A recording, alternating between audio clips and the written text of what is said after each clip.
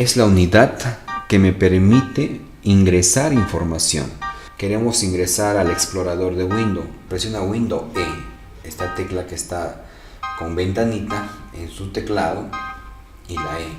Windows E. Yo presiono Windows E y se apertura. Toda esta zona que ustedes están viendo se denomina el teclado alfanumérico.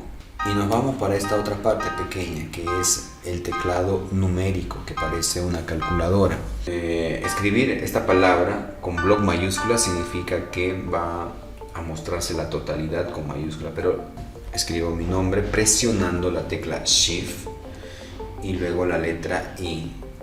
Cuando yo mantengo presionada la tecla Shift y luego una de las letras, se hace mayúscula. Y luego suelto, sigo escribiendo y se muestra lo normal, que es la tecla con minúsculas.